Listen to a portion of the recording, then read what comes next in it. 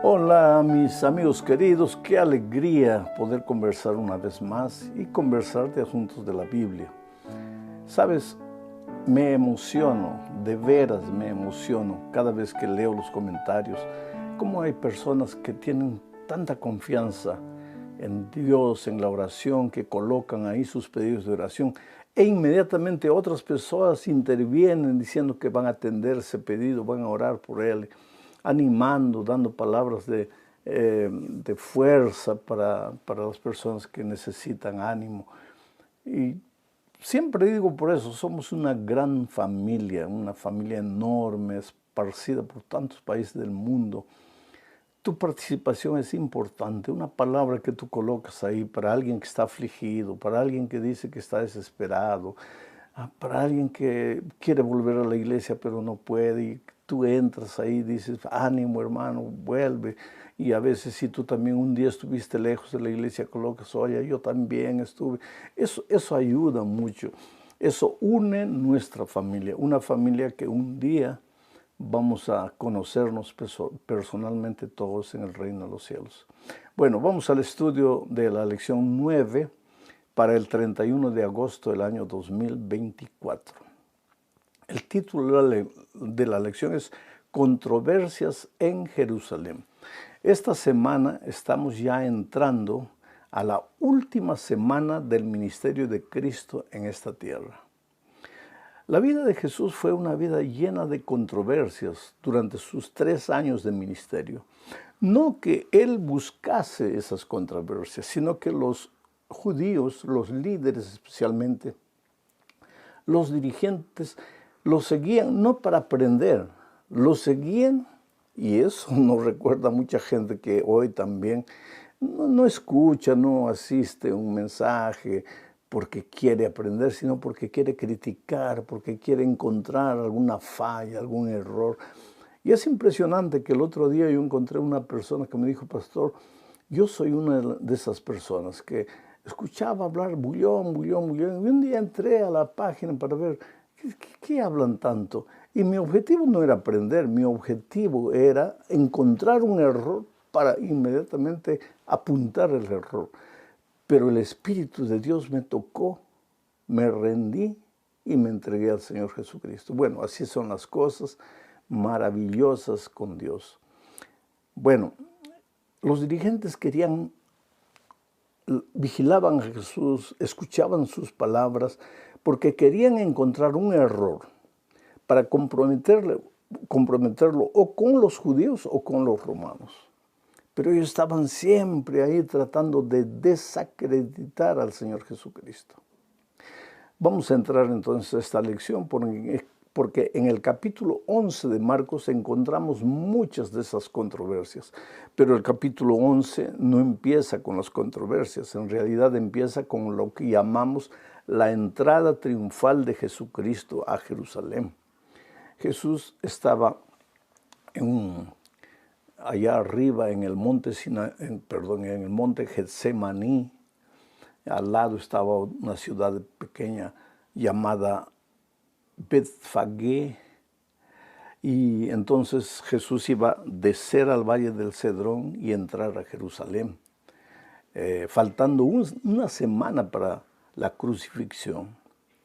Entonces el texto bíblico dice que el Señor Jesucristo envió a 2 discípulos suyos a buscar un pollino, un burrito que nunca había sido montado.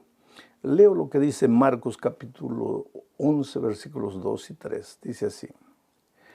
Y les dijo, id a la aldea que está enfrente de vosotros, y luego que entréis en ella hallaréis un pollino atado, en el cual ningún hombre ha montado. Desatadlo y traedlo. Y si alguien os dijere, ¿por qué hacéis esto? Decid que el Señor lo necesita y que luego lo devolverá.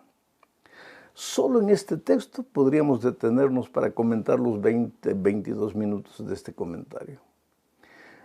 Porque mira, las entradas triunfales de los emperadores de Roma, especialmente cuando iban a la guerra y alcanzaban una victoria, cuando ellos llegaban, venían trayendo pues a los esclavos de guerra porque habían vencido y venían generalmente montados en un caballo espectacular, brioso.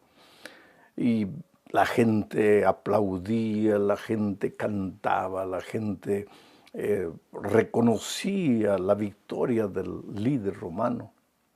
Ahora Jesús entra a Jerusalén, pero no montado en un caballo, sino en un burrito, en un pollino que nunca había sido montado. Entra de manera humilde, completamente contrario a la manera como los emperadores entraban a sus ciudades cuando venían de la guerra después de la victoria. Jesús entra ni siquiera para ser adorado, alabado, entra para ser crucificado, porque en esa última semana al final Él va a ser muerto. Pero Jesucristo ahora ya explícitamente revela su identidad, su misión. Él acepta la adoración, los aplausos, las palmeras que la gente agitaba, homenajeando al Rey de Israel. Solo que la gente, la mayoría de ellos, creían que ahora había llegado el momento en que Jesús se iba a manifestar como el libertador del poder de Roma.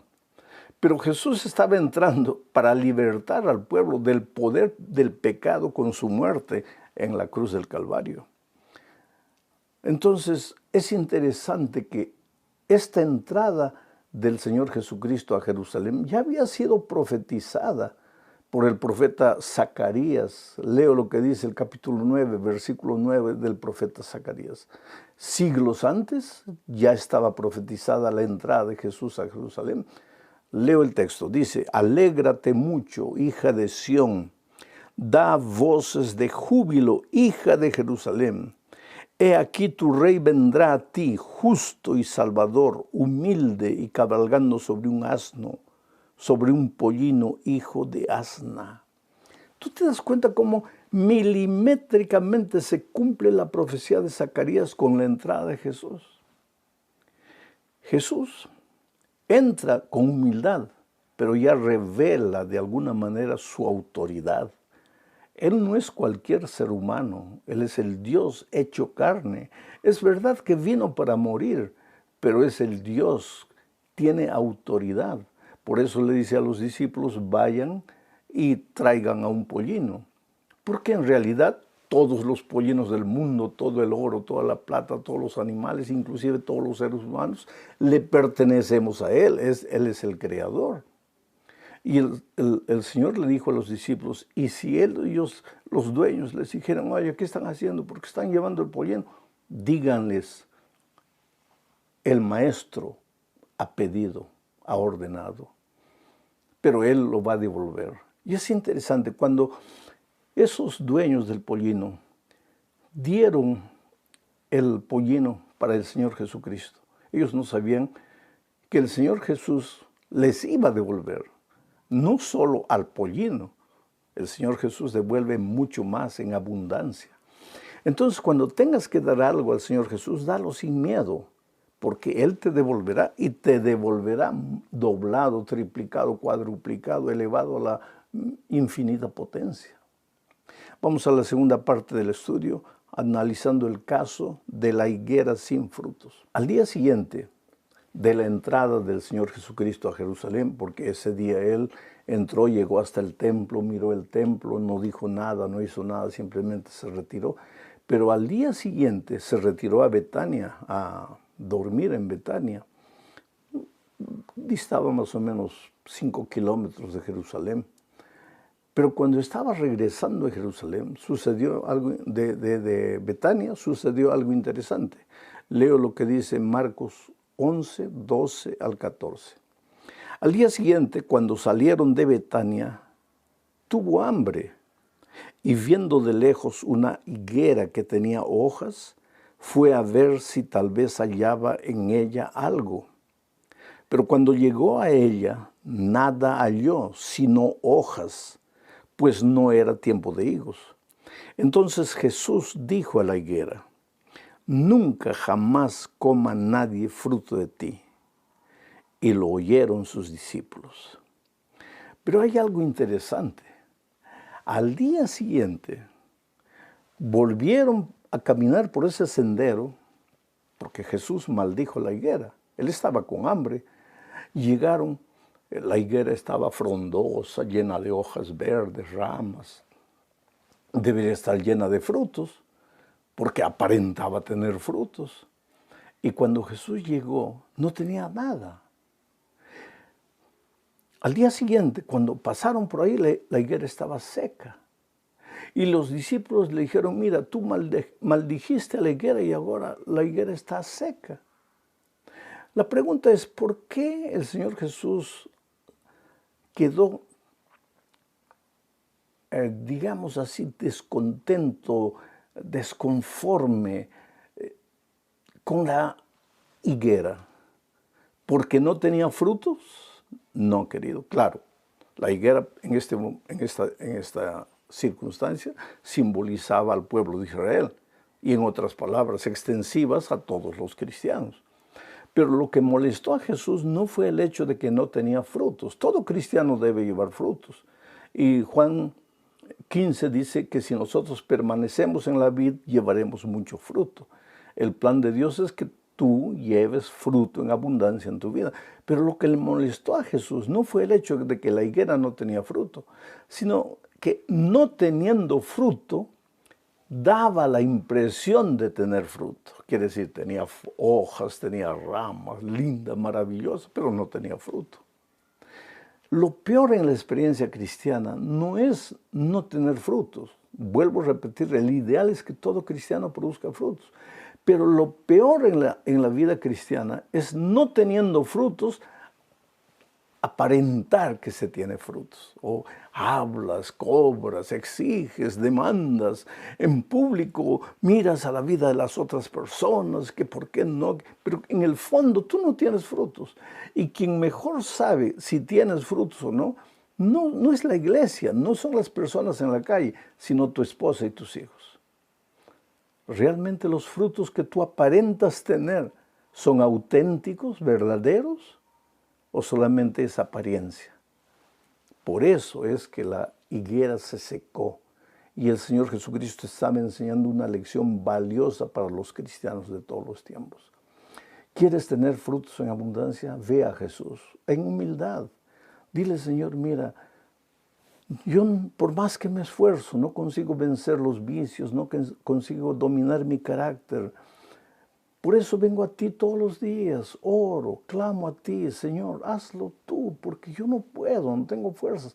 Y en la medida en que tú cultives compañerismo diario con Cristo, vas a ver que los frutos van a aparecer. Al principio verdes, medio que no tienen mucha apariencia, pero después bonitos. Y el higo es una fruta deliciosa. Bueno, vamos a la tercera parte de este estudio. Después de la experiencia de la higuera, Jesús entró al templo, a Jerusalén, llegó al templo y vio que en el templo, en el atrio del templo, se vendían, lógico, corderos para los sacrificios, porque la gente que venía de lejos, esa semana era semana de Pascua, la gente que venía de lejos no podía traer los animales de su casa. Entonces, en la puerta del templo, en el atrio, se vendían ovejas.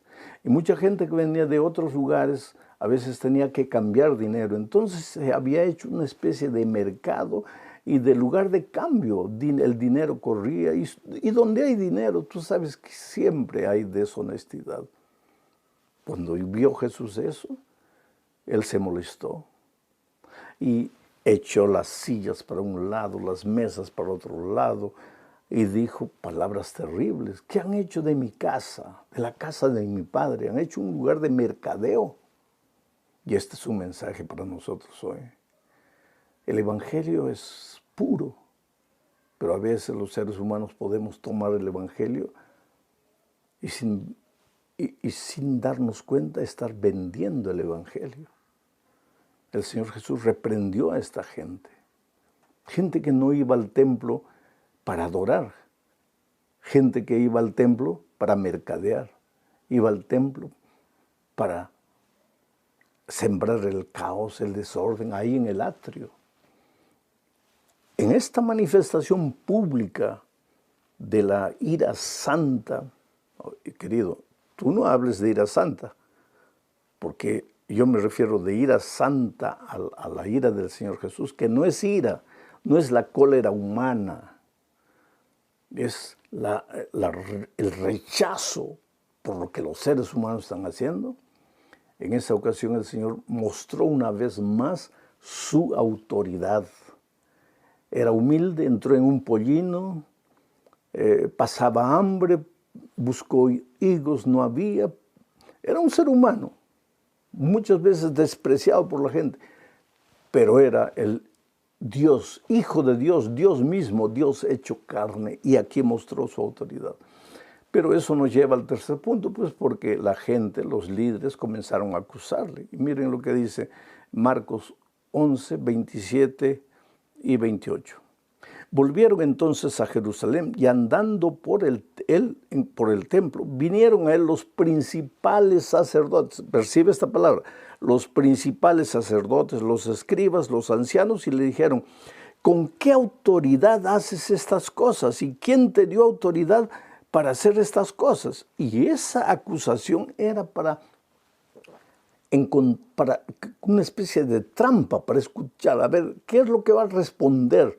Para atacarlo inmediatamente. Ya estaban buscando motivos para crucificarlo. Pero Jesús salió de esta aparente trampa de una manera elegante, porque Él les hizo otra pregunta.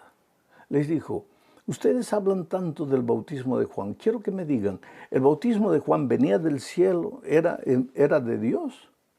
¿O simplemente era un asunto de hombres? Y ellos comenzaron a raciocinar entre ellos y dijeron, epa, si nosotros decimos que el bautismo de Juan venía de Dios, Él nos va a decir, ¿y por qué no lo aceptaron? Y si le decimos que era de hombres, el pueblo todo se va a volver contra nosotros porque todo el pueblo cree en Juan como un profeta de Dios. Entonces dijeron, no sabemos, se quedaron callados, no sabemos. Y el Señor Jesucristo le dijo, ustedes no quieren responderme, entonces tampoco yo les voy a decir con qué autoridad hago esto. Y no es que Jesús no tenía la respuesta, Él era el Hijo de Dios, el Dios encarnado. Pero lo que quiso hacer es exponer a los líderes judíos delante del pueblo, para que el pueblo entendiese. Porque el pueblo querido, el pueblo humilde, de alguna manera estaba vislumbrando al Señor Jesucristo como el Dios encarnado.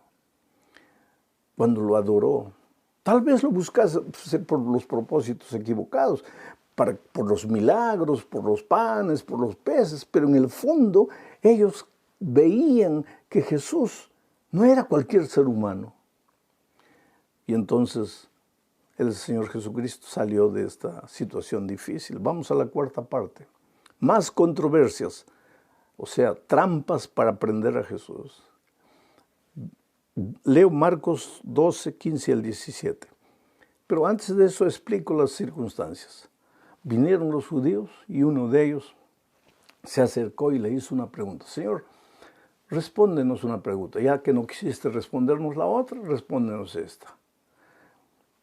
Y le mostró una moneda y le dijo, ¿debemos pagar impuesto al poder de Roma? ¿Es lícito pagar impuesto al poder romano? Ahora mira la astucia de estos líderes. Ellos decían, si él dice que es lícito, quiere decir que él está contra el pueblo judío. Y si él dice que no es lícito, entonces lo acusamos delante del poder romano diciendo que es un subversivo que está diciendo al pueblo que no pagó impuestos. Quiere decir, cualquier cosa que Jesús dijera, en la opinión de ellos estaría equivocado. Pero Jesús hizo otra cosa. Y aquí leo el texto. Mas él, percibiendo la hipocresía de ellos, porque cuando hacían preguntas no era porque querían aprender, eran hipócritas, Jesús les dijo, ¿por qué me tentáis? Traedme la moneda para que la vea. Ellos se la trajeron y les dijo, ¿de quién es esta imagen y la inscripción? Ellos le dijeron, de César. Respondiendo Jesús les dijo, dad a César lo que es de César y a Dios lo que es de Dios. Y se maravillaron de él. Dad a César lo que es de César y a Dios lo que es de Dios. Y ese es un principio para el pueblo de Dios. Oh, querido, cuando llegan a las elecciones, dad a César lo que es de César. Ve a votar. El cristiano no debe tener partidos políticos, pero el cristiano debe cumplir con su obligación de votar en las elecciones. El cristiano debe cumplir con su obligación de pagar los impuestos al país donde vive. Debe respetar las reglas de tránsito. Debe cumplir todas las reglas que el país tiene. No es porque somos cristianos que tenemos que ser desordenados y que me importa lo que digan los hombres, yo solo obedezco a Dios. A Dios es menester obedecer solo a Dios cuando algo que los hombres ordenen va contra los principios de Dios. Pero mientras lo que los hombres ordenen no está contra la ley de Dios, contra los principios de Dios, entonces es necesario obedecer a los hombres, respetando a Dios. Y si ellos un día dicen algo que va contra nuestra conciencia, nuestros principios, entonces es menester obedecer a Dios antes que a los hombres. Los judíos no se quedaron tranquilos. Apareció otro ahí viniendo. Leo el texto, Marcos 12, 18 y 19. Dice, entonces vinieron a él los saduceos. Estos no creían en la resurrección. Estos eran otros tipos astutos.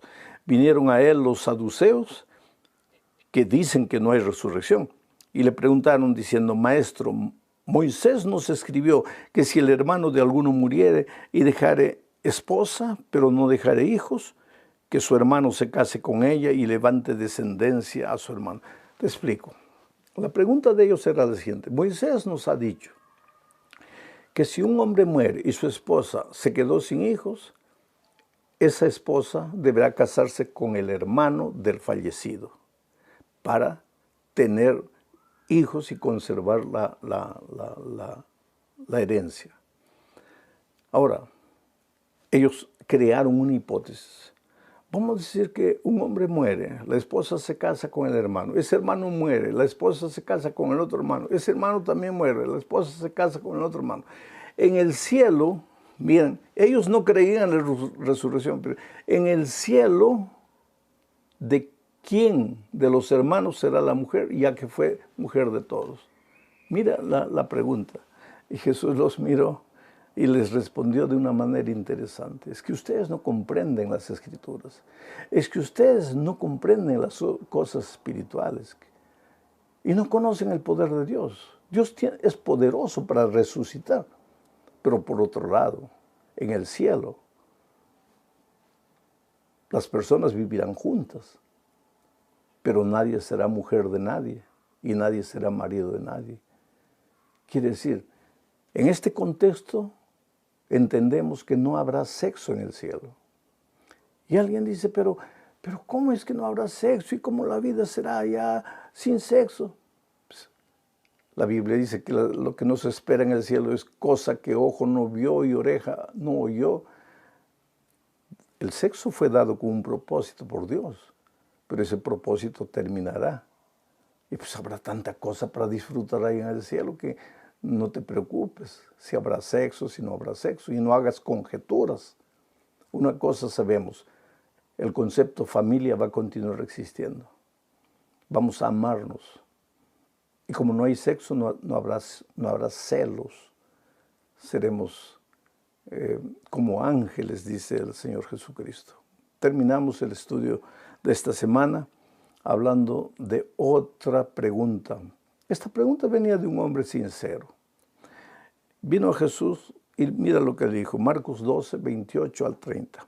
Acercándose uno de los escribas que los había oído disputar y sabía que les había respondido bien, le preguntó a Jesús, ¿cuál es el primer mandamiento de todos? Jesús le respondió, el primer mandamiento de todos es, oye Israel, el Señor nuestro Dios, el Señor uno es, y amarás al Señor tu Dios con todo tu corazón y con toda tu alma y con toda tu mente y con todas tus fuerzas. Este es el principal mandamiento. Y el segundo es semejante: amarás a tu prójimo como a ti mismo. No hay otro mandamiento mayor do que este. Es interesante, queridos, que aquí mucha gente toma este texto para decir que la ley de Dios, los mandamientos, ya no tienen validez. ¿Por qué? Porque ahora solo tenemos dos mandamientos. Uno, amar a Dios, y otro, amar al prójimo. Y toman este texto para decir que el propio Señor Jesucristo que dijo, ahora ya no hay mandamientos, ahora solo el mandamiento es ama a Dios y después ama a tu prójimo. Solo que este ama a Dios y ama a tu prójimo ya estaba escrito en el Antiguo Testamento. En Deuteronomio capítulo 6, versículo 5, encontramos que hay que amar a Dios con todo el corazón. Inclusive Jesús está repitiendo las palabras del Antiguo Testamento. Y en Levítico capítulo 18, versículo 18, encontramos que hay que amar al prójimo como a uno mismo. Entonces, ¿cómo es que alguien puede decir, este es un nuevo mandamiento? Este es el mandamiento que ya venía desde el Antiguo Testamento. Y si tú tomas la ley de Dios, vas a ver que los 4 primeros mandamientos tienen que ver con nuestro amor a Dios. Y los últimos 6 mandamientos, nuestro amor al prójimo. O sea, la ley de Dios es eterna. Sus principios son eternos, sus valores son eternos. Mi amigo querido, hay 2 maneras de seguir a Jesús, o con la intención de, no de aprender, sino de juzgar, de criticar, de contradecir, o con la actitud humilde de aprendizaje. Bienaventurado eres si deseas aprender, porque las bendiciones se van a multiplicar en tu vida. Aprender es crecer. Solo se aprende a los pies de Cristo, abriendo la palabra de Dios. Y cuando tú abres la palabra de Dios, estás en comunión con Jesús y el carácter de Jesús se refleja en tu vida cada día. Un abrazo, que Dios te bendiga, muchas bendiciones en estos días. Hoy es domingo, ayer fue el Santo Sábado del Señor. Hoy estamos iniciando una nueva semana y pues que Dios te bendiga. Si tienes un examen, no tengas miedo. El Espíritu de Dios te va a ayudar a recordar todo lo que tienes que responder. Si tienes una entrevista, va con Jesús. Lleva tu currículum, pero Jesucristo adelante, tocando la puerta, el corazón de las personas. No tengas miedo. Si estás enfermo, esta enfermedad no es de muerte. Tú te vas a levantar. El Señor Jesucristo es poderoso. Confía en Él. Un abrazo.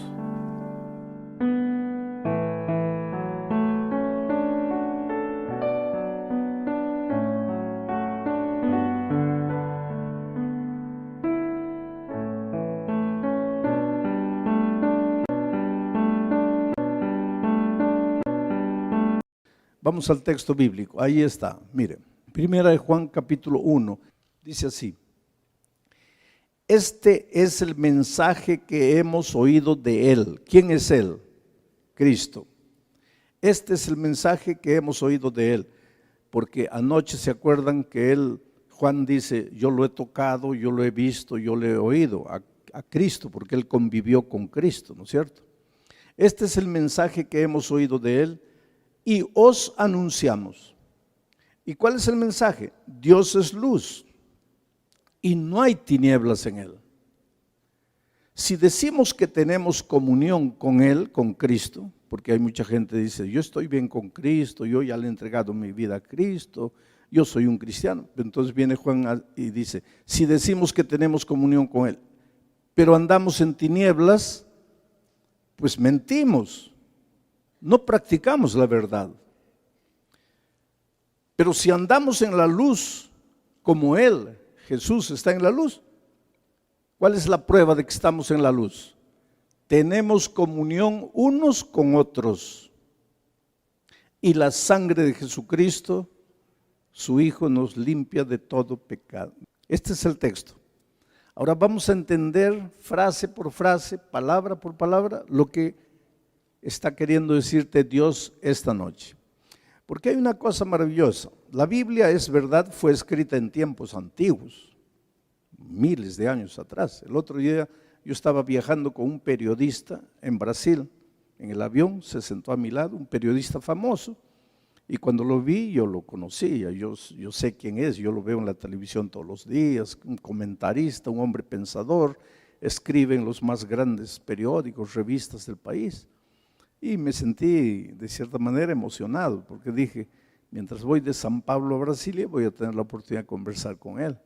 Y efectivamente comenzamos a conversar, y él se enteró que yo era pastor, porque yo le dije que era pastor. Y él me dice, pastor, ya que estoy aquí con un pastor, le voy a hacer una pregunta que siempre me ha intrigado.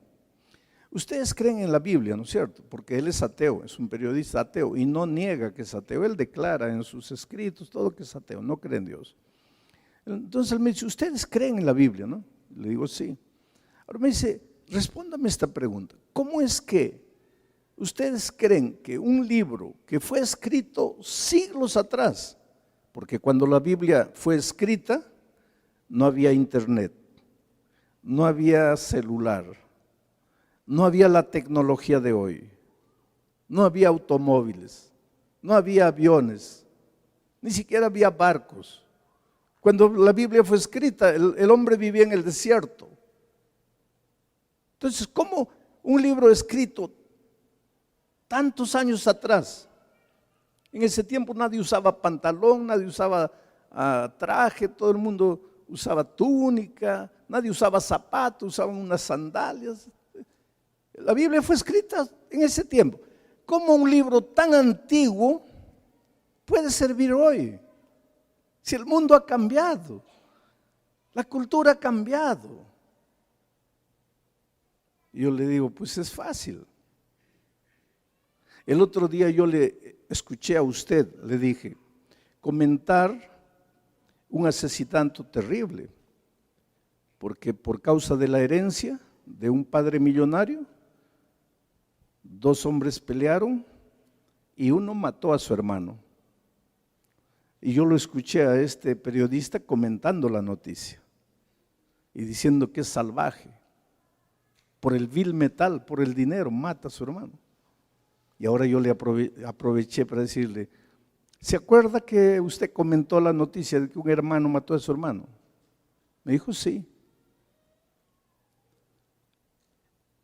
En la Biblia se cuenta que un hermano mató a su hermano. Y hoy un hermano mata a su hermano. ¿Cuál es la diferencia del hombre de allá con el hombre de aquí? Allá había soledad, tristeza, desesperación. Hoy día hay soledad, tristeza, desesperación. ¿Por qué la Biblia vale a pesar de haber sido escrita muchos años atrás? Porque el ser humano no ha cambiado. ¿Habían problemas familiares allá? Hoy también hay problemas familiares. ¿Los hijos se rebelaban contra los padres allá? Hoy también lo hacen. ¿Los hombres se traicionaban en ese tiempo? Hoy también se traicionan. ¿Había injusticia de los gobernantes contra el pueblo en ese tiempo? Hoy también lo hay. Pues entonces, el ser humano no cambió, el corazón humano no cambió, y el mensaje de la Biblia vale hoy, porque el ser humano no cambió. Y este periodista, que es un pensador, me dice, pastor, tiene lógica, tiene lógica. Voy a leer una Biblia, por cultura, para ver. Le dije, mira, hace bien, solo que el vuelo dura 1 hora y poquito, y ya llegamos a Brasilia, me despedí de él. Pero querido, la Biblia es la palabra de Dios. Y lo bonito de la palabra de Dios es que todo lo que Él escribió, Dios escribió a través de los hombres que escogió en ese tiempo, vale para ti hoy. Por eso cuando tú lees la Biblia, no la puedes leer como un libro de historia pasada. Tú tienes que leer la Biblia y tratar de sacar qué es lo que Dios me está diciendo aquí, a mí. Porque cada uno de ustedes es un mundo diferente. De repente uno de ustedes tiene un ser querido en el hospital. A ver, en este momento, ¿cuántos de ustedes tienen un ser querido en el hospital? Levanten la mano. Tiene que haber, ¿está viendo? Ahí está, tiene que haber. pero yo no tengo un ser querido en el hospital en este momento. Pero la Biblia les va a hablar a ellos esta noche. Pero yo puedo tener otro problema y la Biblia me va a hablar a mí. Si estás debiendo 3 meses de renta y no sabes cómo pagar, la Biblia te va a hablar esta noche. Si has perdido un hijito de 3 años con leucemia y tú te preguntas, ¿pero qué hizo de mal mi hijito para que muera? Dios es injusto. Pues la Biblia te va a hablar esta noche. Si tienes problemas, no puedes dormir en la noche, estás atormentado, te revuelcas en la cama, la Biblia te va a hablar. Lo bonito es que la Biblia responde todas las inquietudes del ser humano. Por eso, bienvenido al estudio de la Biblia. Ahora vamos a analizar el texto para ver lo que Dios nos está diciendo. Juan dice así: este es el mensaje que hemos oído de él. O sea, él va a predicar, porque ya les dije que la epístola de Juan es un sermón. Este es el mensaje que hemos oído de él. Yo he aprendido de Juan. Por eso cuando yo entro aquí, yo no digo como Juan, este es el mensaje que he recibido de Dios. No, pero abro la Biblia. Y al abrir la Biblia y leer el texto bíblico y empezar a predicar del texto bíblico, en otras palabras, sin palabras, pero con la actitud que les estoy diciendo. Esta noche yo no voy a hablar lo que yo quiero. Este es el mensaje que he recibido de él. Y este es un mensaje para todos los predicadores. ¿Cuántos de ustedes, los hermanos que están aquí, predican de vez en cuando? Levanten la mano. Oh, qué bueno. ¿Y cuál es el consejo, el desafío de Dios? Tú no puedes predicar lo que tú quieres predicar.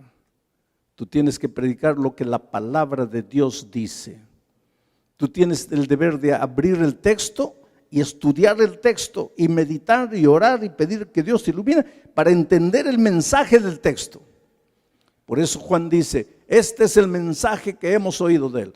O sea, lo que él va a hablar ahora tiene autoridad, tiene peso, tiene sentido, tiene significado. ¿Por qué? Porque lo que va a hablar él no nace en él, hombre, sino que es un mensaje que viene de Dios. Muchas personas me preguntan, pastor, cuando usted predica, ¿por qué hay tanta gente oyendo? Justamente por eso, porque no hablo yo lo que yo quiero.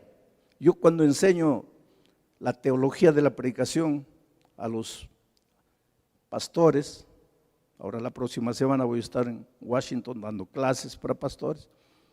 Yo les digo que nosotros los predicadores somos esclavos de la palabra. O sea, nosotros estamos al servicio de la palabra. Nosotros los predicadores no podemos tomar un versículo y hacerle decir al versículo lo que nosotros queremos, sino que tenemos la misión, el deber de entender el versículo para predicar, no lo que yo quiero predicar apoyado por el versículo, sino para predicar lo que el versículo dice, aunque yo tenga que despojarme de mis ideas, porque Dios es soberano. Pero hay otro pensamiento. Miren cómo cada frase tiene una idea. Este es el mensaje que hemos oído de él. Y os anunciamos. Esta noche tú vas a recibir el mensaje de él, del Señor Jesucristo. Este es el mensaje que vas a recibir de Dios. Pero si el mensaje de Dios te llega y muere en ti, no te va a ayudar de nada. Por eso Juan dice, este es el mensaje que hemos recibido de él. ¿Y qué? Os anunciamos. Porque la palabra de Dios solo te va a ayudar cuando tú la recibes y la pasas. Pero si tú la recibes y te la guardas, la palabra de Dios no te ayuda de nada. Hay gente que dice, pastor, yo leo la Biblia, pero no me ayuda de nada, nada cambia en mi vida. Yo le pregunto, ¿cuántas veces has compartido la palabra que ha llegado a ti?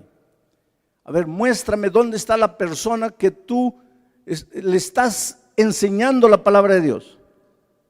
Ah, no, pastor, no tengo a nadie.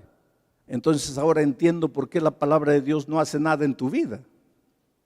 Porque si la palabra de Dios llega a ti y tú te la guardas, no te hace ningún bien. La palabra de Dios solo te hace bien cuando la recibes, inmediatamente vas y la compartes. Porque esto funciona así, como un lago. Si el agua entra y el agua sale, el agua del lago siempre va a estar limpia.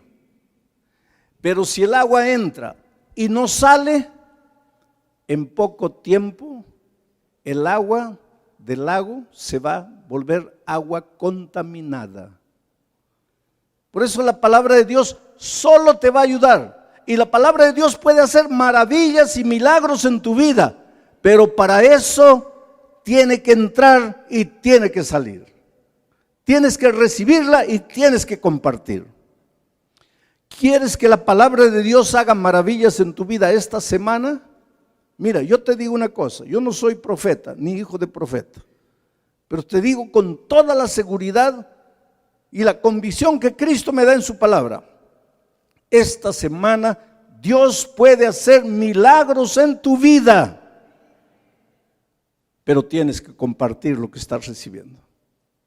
Pero si tú escuchas y te lo guardas para ti, no te va a hacer ningún bien, porque el agua de la vida que te llega se va a estancar en tu corazón. Entonces mañana, si tú quieres que esta semana Dios haga sus maravillas en ti, mañana tienes que buscar a otra persona, a un amigo, a un vecino, a un compañero de trabajo, a un familiar, por teléfono, personalmente, y tienes que contarle: mira, anoche aprendí esto y me hizo mucho bien. Y cuando tú estás transmitiendo, ¿qué pasa? Cuando tú transmites, estás en condiciones de que Dios te dé más. Pero si Dios te da y no transmites, ¿para qué te va a dar más? Se está estancando todo en ti. Ahora te voy a contar una historia. Cuando yo era un joven pastor, había una hermana en la iglesia que me visitaba todos los días. Y a veces llegaba a las 6 de la mañana, me tocaba la puerta. Pero ella no entendía que yo hacía conferencias. En ese tiempo no tenía carro, era un joven pastor. Las conferencias terminaban a las 10 de la noche. Yo tenía que tomar 2 ómnibus para llegar a mi casa. Cuando llegaba a la casa ya era medianoche. Pues podría dormir hasta las 7, 8 para levantarme. Pero ella a las 6 ya me estaba tocando la puerta. Y me decía así: ya que el pastor no visita a las ovejas, la oveja va a visitar al pastor. Y me tocaba la puerta y quería que orase. Tú sabes que hay hermanos así, ¿no? Solo quieren que se les visite, que se les visite, que se les visite. ¿Y sabes por qué eso? Porque reciben la palabra, pero no la transmiten. El miembro, el cristiano que recibe la palabra y no la transmite, se vuelve amargo, se vuelve criticón, se vuelve duro, como esta hermana. Esta hermana, pastor, y siempre le doy algo, me duele la cabeza, me duele aquí, he venido para que ore por mí, hoy tengo esto, pastor, que no puedo dormir, ore por mí. Todos los días me visitaba para orar con ella. Un día me encontró cuando yo estaba saliendo, porque ese día yo tenía varias actividades. Tenía que visitar a una persona que estaba en el hospital. En el hospital, porque la esposa era de la iglesia, pero él era ateo. Pero ahora se estaba muriendo y quería una visita. Y la esposa me dijo: pastor, en cualquier momento se muere y yo quiero que usted lo visite y hable con él antes de que se muera. Y yo estaba así, pero tenía otra persona para visitar, que había perdido un ser querido y necesitaba que alguien orase con él. Entonces yo salí para el hospital, aparece la hermana. Y ese día yo estaba lleno de actividades. Pastor, ore por mí, ya que el pastor no visita la oveja está aquí. Le digo: mira, hermanita, discúlpame, hoy día no te voy a atender. porque tú estás bien. No, pastor, no estoy bien, no he podido dormir, me he revolcado en la cama toda la noche. Pero yo tengo dos visitas importantísimas, uno que se está muriendo, tengo que correr, no tengo tiempo para usted ahorita. Pero pastor, ¿cómo me va a negar una oración? Porque ella no quería una oracioncita de 30 segundos, ella quería una oración de 10, 15 minutos por ella. Si yo oraba cortito, ya me reclamaba. Entonces le digo, mire hermano, vamos a hacer una cosa. Mientras yo me voy al hospital, que es urgente, que se puede morir el hombre, usted va a visitar a este otro hermano, a esta hermana que ha perdido un ser querido y está triste ahí, y vaya, ayúdeme. Cuando usted termina, vuelve. Y yo para eso ya habré vuelto del hospital. Ahí yo hago la oración. Pero ahorita no puedo. Entonces agarró el papel, el nombre, la dirección y se fue. Y yo me fui. Y volví como a las 10 de la mañana, ella no estaba. Estuve haciendo algunas cosas en casa, ella no llegó. En la tarde salí a hacer visitación a los hermanos, ella no llegó. No apareció más. Al día siguiente no apareció. Y yo pensé, se ha resentido, ahora ya no me quiere ver. El miércoles me fui al culto de oración, porque todo miércoles hay culto de oración. Y la encuentro ahí. Y pues voy directo donde ella, le digo, mira hermana, yo la esperé. Yo le dije que usted fuera a visitar, yo la esperé, pero usted no llegó. Y me dice, pastor, no volví.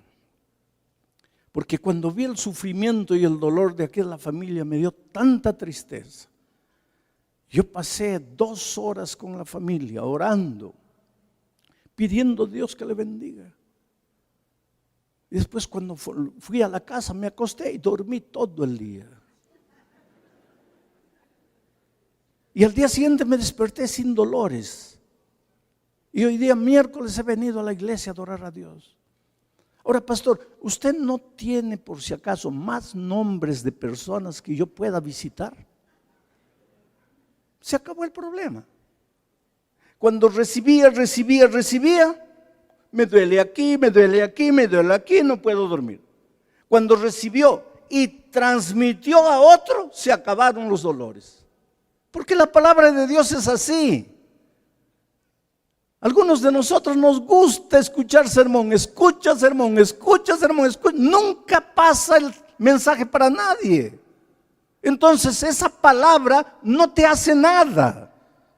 Ahí tú dices, no, pues la Biblia no funciona. Pero ¿cómo va a funcionar? Para que funcione, tú tienes que pasar la palabra de Dios para otros. Ahora, si ustedes hacen esto, mañana aquí ya no debe haber lugar para todos. Porque si cada uno va a traer uno, imagínate. Pero es que eso te va a ayudar a crecer en tu experiencia espiritual. Bueno, Juan dice así, este es el mensaje que yo recibí de Dios. Y para que funcione en mi vida, yo lo anuncio. Porque solo cuando anuncias el mensaje te ayuda a ti. ¿Y cuál es el mensaje que él va a anunciar? El mensaje que ha recibido de Dios. Dice, Dios es luz y no hay tinieblas en él. Dios es luz y no hay tinieblas con él. Esto es maravilloso. ¿Cómo te ayuda esto? Pues te ayuda, porque de repente mañana lunes tú tienes que tomar una decisión y no sabes qué decisión tomar. De repente has recibido una propuesta de empleo, pero no sabes. ¿Dejo esto y me voy para aquí o me quedo aquí? Y estás indeciso. De repente un joven te declaró su amor y tú no sabes, ¿acepto o no acepto? De repente mañana tienes que viajar y estás, ¿voy o no voy? De repente alguien te pidió dinero prestado y estás, ¿presto o no presto? ¿Tú te has dado cuenta que nuestra vida es un puñado de decisiones? La vida es decidir. Decidimos cada instante. Te despertaste, primera decisión, ¿me levanto o no me levanto? Tienes que decidir. Decides levantarte, segunda decisión, ¿me baño o no me baño? Tercera decisión, ¿tomo desayuno o no tomo? Cuarta decisión, ¿voy de carro o voy de tren? Decisión. Pero hay algunas decisiones que puedes darte el lujo de equivocarte. Y no te va a pasar nada, no te vas a morir por eso. Por ejemplo, si yo hubiera decidido venir esta noche con un traje rojo y una camisa amarilla y una corbata verde, ¿qué piensan ustedes? ¿Habría tomado una buena decisión? No, pues seguro que muchos de ustedes se reirían y no escucharían nada de lo que hablo porque están mirando mi manera curiosa de vestirme. Tomé una decisión equivocada, pero ¿me voy a morir por eso? No. Entonces, en la vida tenemos que tomar decisiones, pero hay muchas decisiones donde podemos darnos el lujo de equivocarnos, que no nos va a afectar mucho. Pero hay otras decisiones trascendentales en la vida, decisiones trascendentales, que si te equivocas, puede ser ocasión para arruinar tu vida para siempre. Todos los días tenemos que tomar decisiones. Hay padres que se acercan, ay pastor, no sé qué hacer con mi hijo, lo acabo de descubrir, está fumando marihuana, tiene solo 12 años, pastor, ayúdeme, ¿qué hago? ¿Qué hago? No sabes qué hacer. Pastor, mi esposo me ha traicionado, lo he descubierto, no sé qué hacer. Ah, no sabes qué hacer. Pues en la vida no sabemos qué hacer, muchas veces. Ahora mira lo que Juan dice. Dios es luz. ¿Por qué tú no sabes qué hacer delante de la vida? Vamos a decir que se apagan todas las luces y comienza la tierra a temblar y queda todo en tinieblas y la tierra comienza a temblar. ¿Qué es lo que todos vamos a querer hacer? Salir de aquí. Pero está todo en tinieblas, no se ve nada. Y entonces, yo por ejemplo en mi caso, quiero salir y como está todo en tinieblas, salgo corriendo, me choco contra el púlpito, caigo para atrás. Ahí me levanto todo herido y comienzo a correr para aquí. Y como no hay luz, no veo las escaleras, me caigo ahí. Ya me herí por aquí, ahora me hiero por la cabeza. Trato de salir por allá y como no hay luz, no veo el piano, me choco contra el piano, malogro el piano y me reviento más. Tú te das cuenta, cuando no hay luz, cuando estás envuelto de tinieblas, tú no ves. No sé qué hacer con mi hijo, no sé qué hacer con mi esposo, no sé qué hacer con la deuda, no sé qué hacer, no sé qué hacer, no sé. Claro, ¿cómo vas a saber si tu vida está envuelta por tinieblas? Pero ahora viene Juan y dice, Dios es luz. Entonces, si tú quieres que tu mente se ilumine para encontrar el camino, que tus ojos se abran para encontrar el camino, y no estás encontrando el camino, te estás chocando por aquí, te estás cayendo por aquí, estás cometiendo decisiones equivocadas porque estás rodeado de tinieblas y ahora tú quieres encontrar la luz, la salida. ¿Qué deberías hacer? A ver, dime. Ir a Dios, porque esa es luz. Y cuando le entregas la vida a Jesús, ¿qué pasa? Tu vida queda iluminada. Y ahí tú piensas, pero qué tonto, cómo estaba queriendo caminar hacia el púlpito. Y cómo estaba queriendo salir por aquí si hay escalera. Y cómo estaba yendo si hay piano. Pero qué tonto fui. Tú sabes que yo he encontrado personas que no sabían qué hacer con la vida. Lloraban. Cuando tú no sabes tomar decisiones, tú te hieres a ti mismo. Pero ojalá que solo te hirieras a ti mismo. Lo peor es que hieres a personas inocentes que están a tu lado. Llámese padre, madre, esposa, hijo. Tus decisiones equivocadas no solo te destruyen a ti, no solo te hacen sufrir a ti, sino que hacen sufrir a personas que no tienen culpa de nada. Pero a esas personas un día yo las vi entrar a un salón como este, a un templo, escuchar la palabra de Dios. y levantarse, ir adelante y decir: Señor, te entrego mi vida. Y en ese momento sus ojos se abrieron, porque ahora le entregaron la vida al Señor Jesús, que es luz. Y sus ojos se abrieron, se prendieron las luces. Y ahí él dice: pero cómo yo he estado haciendo sufrir a mi esposa yéndome con otra mujer. Cómo he estado gastando dinero en juego cuando mis hijos necesitaban estudiar. Cómo yo estaba destruyendo mi cuerpo con cigarro. Cómo yo estaba haciendo esto. Se dan cuenta, porque están en la luz. El que está en tinieblas no se da cuenta. Vive como si todo estuviera bien, pero se hace sufrir y hace sufrir al que está al lado. Pero cuando la luz llega a tu vida, tus ojos se abren. Entonces, querido, yo te pregunto, ¿estás indeciso? ¿No sabes qué decisión tomar con relación a alguna cosa? Y vas donde un hombre y le dices: aconséjeme. Bueno, el hombre te va a aconsejar con la mejor buena voluntad, pero es ser humano. Es ser humano y se puede equivocar. ¿Y cuántas veces tú has seguido el consejo de seres humanos y te ha ido mal? ¿Cuántas veces has seguido el consejo de personas y te ha resultado peor? Pero cuando tú le entregas la vida a Jesús, Él abre tu entendimiento, Él ilumina tu vida. Y ahí, sí, tú mismo llegas a la conclusión: tengo que cambiar esto, tengo que dejar esto.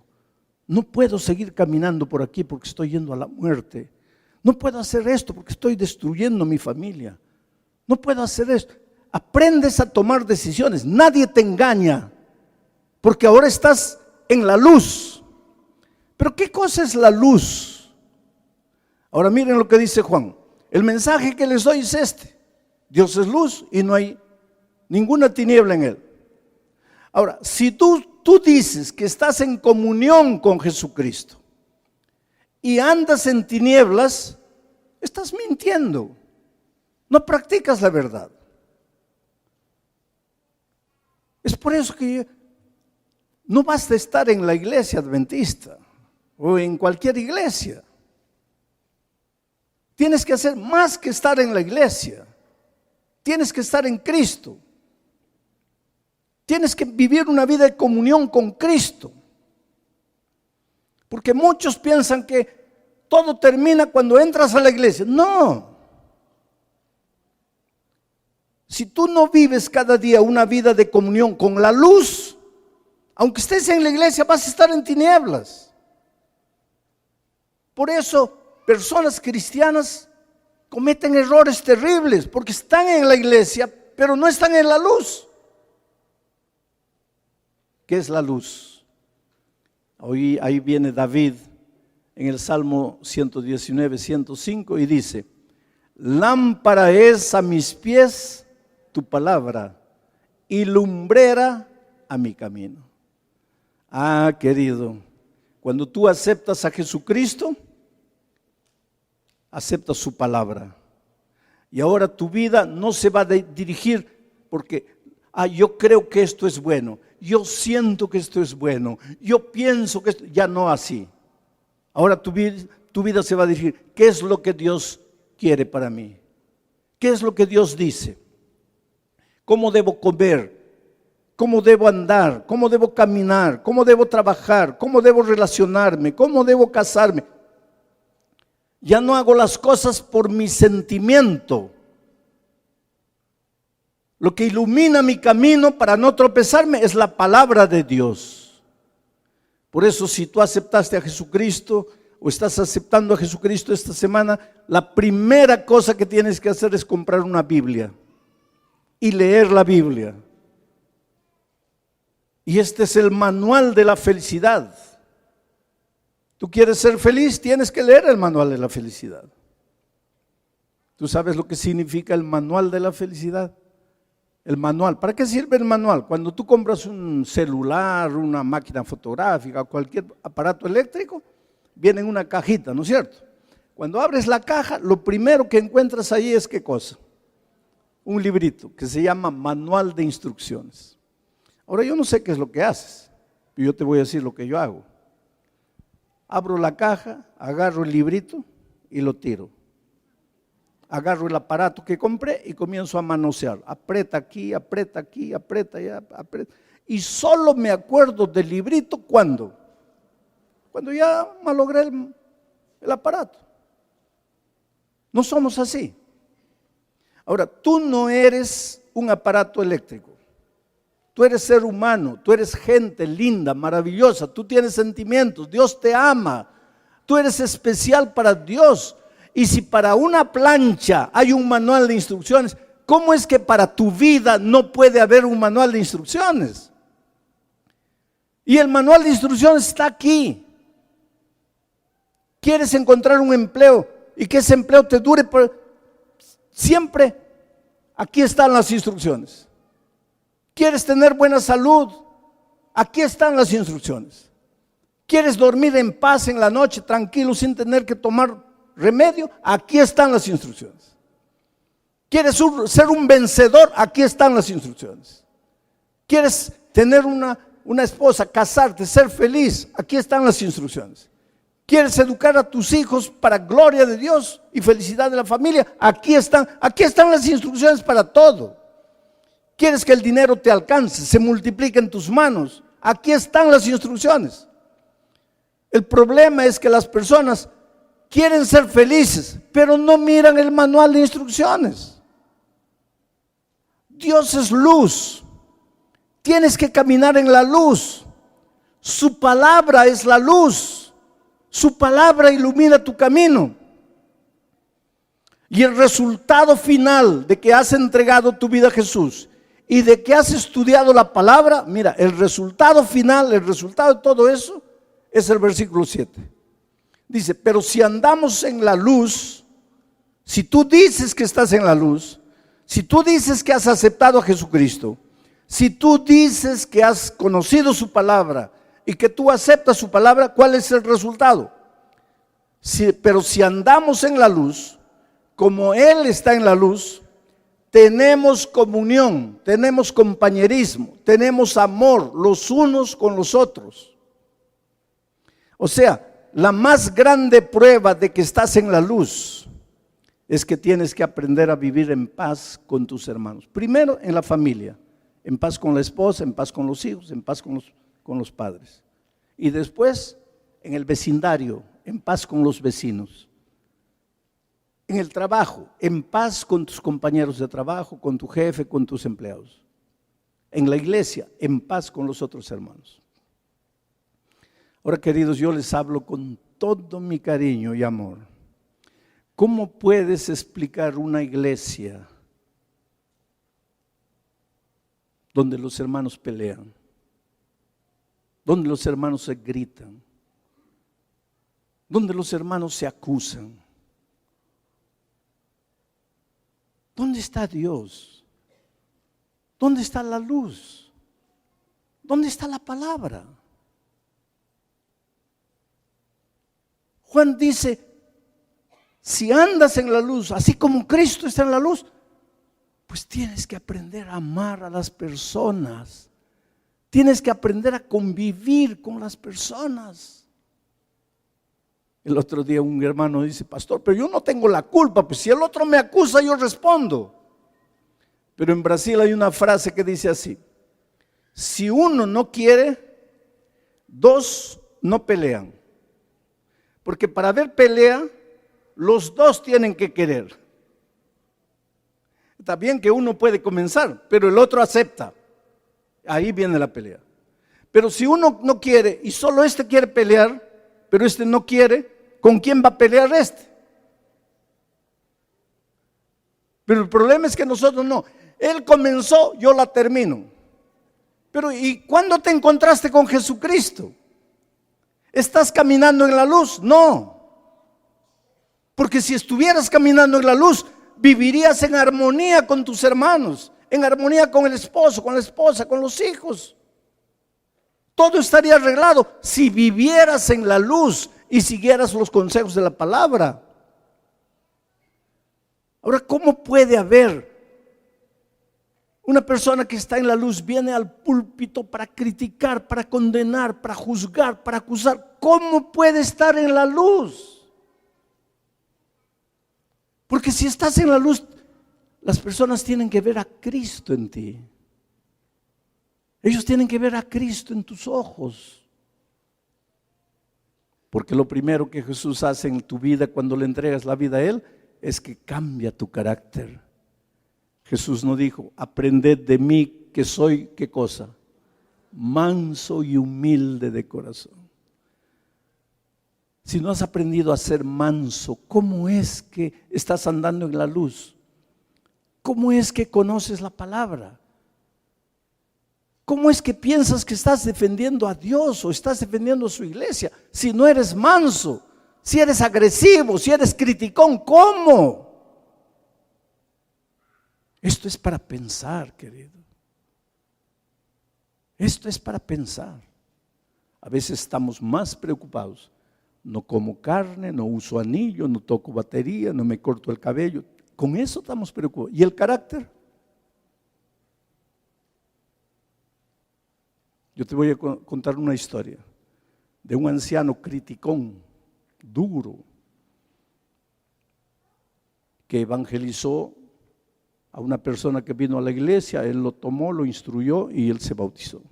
Pero en las instrucciones le enseñó que el cristiano no toma café. Y él le dijo, el cristiano no toma café. Y el otro preguntó, ¿pero por qué? Si el café es tan rico. Y él le dijo, no, porque el café destruye los nervios. La persona que toma café se vuelve nervioso. Y los hijos de Dios tienen que ser mansos. Y entonces el hombre que estaba convertido pues dice, está bien, entonces a partir de hoy ya no tomo café. Se bautizó. Un año después, el anciano duro, criticón, lo visitó y lo encontró tomando café. Y casi se lo come vivo. Y le dice, pero ya no te he dicho que no se toma café. Y el otro lo mira y le dice, calma hermano, yo tomo café y tú te pones nervioso. Pues ¿de qué vale lo que enseñas si Cristo no ha cambiado tu carácter?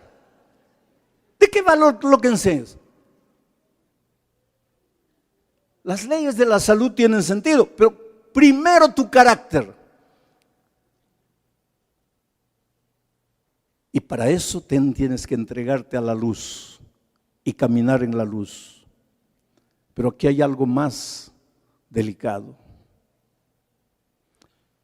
Dice, y solo cuando estás en la luz y estás en comunión con los otros, solo entonces, ¿qué cosa? Leen coro, quiero que todos lean. Entonces, ¿qué va a pasar?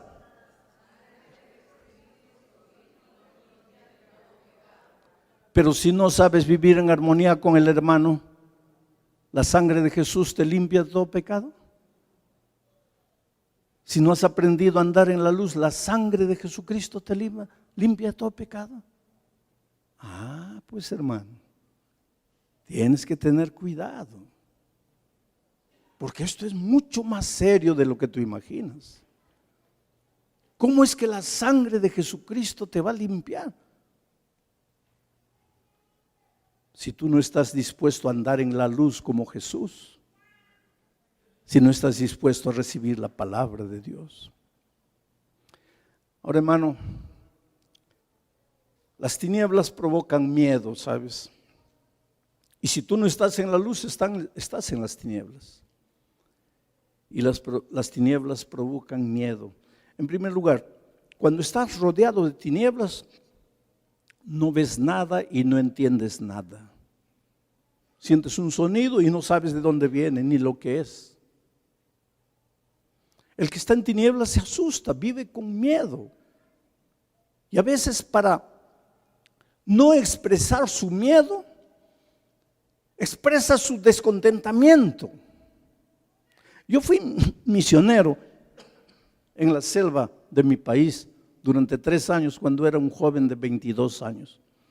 Caminaba por esa selva a veces días por la selva. Fueron años bonitos de mi ministerio. No había carretera, todo era a pie o entonces por el río, en canoas. Siempre un indio de la tribu me acompañaba para guiarme, para ayudarme, porque al principio yo no conocía la selva, no conocía los peligros. ¿Cuántas veces me perdí en la selva? Tuve que pasar la noche solito en la oscuridad. Y es terrible, ¿sabes? Una noche yo estaba con un cacique, con un indio que me estaba acompañando. Y la noche nos agarró y él me dice: pastor, vamos a tener que dormir aquí. Vamos a tener que dormir aquí. Le digo: ¿pero cómo? Me dice: vamos a buscar un río, porque al lado del río tenemos agua.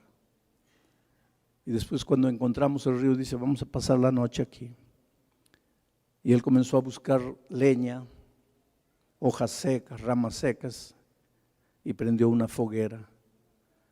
Y él me dice: pastor, el fuego nos va a servir para 3 cosas. Primero, para cocinar alguna cosa para comer esta noche. Segundo, para alumbrarnos.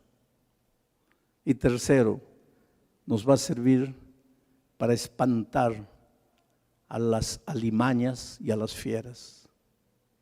Y nos va a proporcionar calor. Entonces vamos, encendimos el fuego y nos pusimos a dormir. Y yo me desperté como a las 4 de la mañana. El fuego se había apagado, hacía frío. Y no quieran nunca pasar una noche en la selva, queridos. La selva tiene unos sonidos infernales, una bulla permanente de los bichos, de los insectos, de las cigarras. De vez en cuando allá a lo lejos se siente el rugido del tigre, en fin. Nunca quieran pasar una noche en la selva. Era 4 de la mañana, hacía frío, el fuego se había apagado. La noche estaba más oscura que nunca. Y el indio que me acompañaba dice: pastor, no se preocupe. Cuando la noche se vuelve más oscura, quiere decir que el sol ya va a salir. Tenga un poquito de paciencia. Porque el momento más oscuro de la noche es cuando el sol ya va a salir. Y efectivamente 10 minutos después allá apareció el sol. Y él me miró con una sonrisa y me dice: pastor, estamos salvos. Llegó la luz. En esta vida, querido, muchas veces te vas a sentir solo. Te vas a sentir rodeado de tinieblas. Vas a mirar para aquí, para allá, no vas a ver luz, no vas a ver salida. Tu corazón se va a llenar de temor. Te vas a preguntar: ¿qué pasa contigo? Te vas a preguntar: ¿dónde está Dios? Te vas a preguntar: ¿por qué Dios no se acuerda de ti? Va a llegar un momento en que tú vas a sentir: no tengo más fuerzas para resistir este dolor. Yo te voy a repetir las palabras del indio. Cuando la noche está más oscura en tu vida, cuando parece que ya no tienes fuerzas para resistir, un poquito, espera un poquito. El sol ya va a salir, trayendo luz. Y cuando la luz llegue a tu vida, vas a entender las cosas que no entendías cuando estabas en tinieblas. Hay un muchacho que se llamaba Andrei. Este muchacho, en un lapso de 2 años, perdió a su padre con cáncer, perdió a su madre en accidente de tránsito, perdió a sus 2 hermanos en accidente, en un lapso de 2 años. Entró en desesperación. Lo primero que hizo fue levantar los ojos al cielo y decir: Señor, ¿por qué? Poco tiempo después le diagnosticaron cáncer. Quiere decir, la familia toda sería extinta. Murió el papá, murió la mamá, murieron los hermanos en 2 años. Ahora él con cáncer moriría también. Se acabó la familia. Y se preguntaba qué sentido tiene la vida. Y se dirigió al puente de San Francisco, aquí en San Francisco, para quitarse la vida. Y levantó sus ojos en la oscuridad de la noche y le preguntó a Dios: Señor, si tú no me explicas por qué me sucedió lo que me sucedió, yo me mato. Y entonces sintió no una voz que venía del cielo, una voz dentro de su corazón, como una convicción interior que le decía: te puede parecer que todo está perdido, mas no está perdido. La vida continúa. Y si Dios permitió que tú, de toda tu familia, permanecieras vivo, es porque Dios tiene un plan para ti. Y él volvió para su casa. Era músico, pianista. Se sentó al piano. Y el Espíritu de Dios le inspiró una música que él fue tocando, tocando y cantando. Las palabras le venían a la boca, iba cantando. No tenía papel, nada. Él iba tocando el piano y cantando. Y tú sabes que esa música ha alentado el corazón de mucha gente en el mundo. Yo escuché por primera vez ese himno cantado de los labios de Del Delker. Los jóvenes ya no saben quién es Del Delker. Y la música dice: a través del dolor fui que entendí el gran amor del Redentor. Yo pensaba que todo estaba perdido. Yo pensaba que ya no había sentido para mi vida. Pero hoy entiendo que el dolor tenía un propósito. Pero si esta noche tú quieres decirle: Señor, yo te entrego mi vida. Tú eres la luz, yo quiero andar en la luz. Yo quiero caminar contigo. Yo quiero que cambies mi carácter. Oh Señor, ilumina mi camino. Yo quiero estudiar tu palabra. Si quieres decirle eso a Jesús, yo te voy a pedir que te levantes y vengas aquí adelante, aunque seas una sola persona.